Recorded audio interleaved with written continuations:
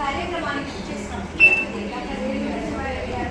మా state officer Nirmala madam గారు, మానస గారు, మా ప్రిన్సిపల్ గారు, సూపరింటెండెంట్ గారు, మా అధ్యాపక బృందము, మా చిన్నారులందరికీ ముందుగా అంతర్జాతీయ మాతృభాషా దినోత్సవ శుభాకాంక్షలు.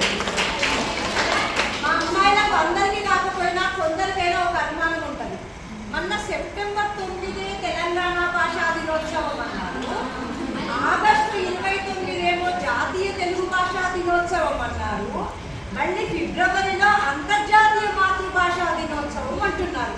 ఎన్ని తెలుగు దినోత్సవాలు అని అనుకుంటున్నారా? కాదు కదా, ఇందులోనే ఉంది కదమ్మా.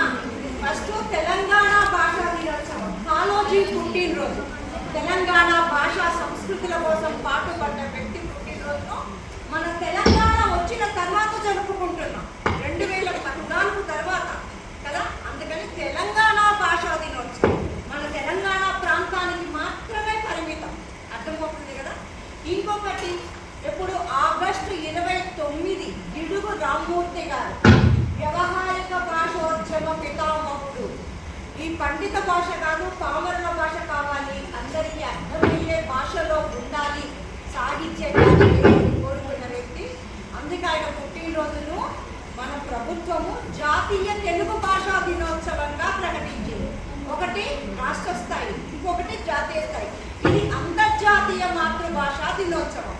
ప్రపంచ స్థాయిలో ఎవరి భాషను వారు ప్రేమించుకోవాలి, ఎవరి సంస్కృతిని వారు పరిరక్షించుకోవాలి, దాని అర్థం అది కదా. ఇందాక అమ్మాయి చెప్పింది, బంగ్లాదేశీలు వారి భాషను అధికార భాష కావాలి అని పాకిస్తాన్ వాళ్ళతో ఉర్దూ కాదు మా బంగ్లా భాష కావాలని పోరాడి ప్రాణాలు అర్పించిన వాడు బంగ్లాదేశీలు. వారి త్యాగానికి గుర్తుగా యునెస్కో యుఎన్ఓ ఫిబ్రవరి 21ని అంతర్జాతీయ మాతృభాషా దినోత్సవంగా జరుపుకోవాలని నిర్ణయించింది. కాబట్టి ఈరోజు అంతర్జాతీయ మాతృభాషా దినోత్సవం మనం చేసుకుంటున్నాం.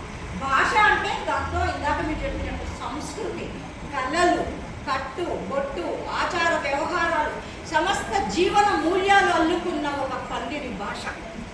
భాషకు కనుక విఘాతం కలిగితే మన అస్తిత్వమే కోల్పోతాం, మన ఉనికినే కోల్పోతాం. కాబట్టి భాషను కాపాడుకోవడం అంటే మనల్ని మనం కాపాడుకోవడం, మన సంస్కృతిని పరిరక్షించుకోవడం. ఈ విషయాన్ని అందుకే మాతృమూర్తితో ముడిగట్టి చెప్పారు. మాతృభాష, మాతృమూర్తి, మాతృదేశం సర్వదా ఒకటి, ఎప్పటికీ అవి గుర్తుంచుకోదగ్గవే. అవి మన ఉన్నంత కాలం, మనం పోయిన తర్వాత కూడా మనతో ఉండేది.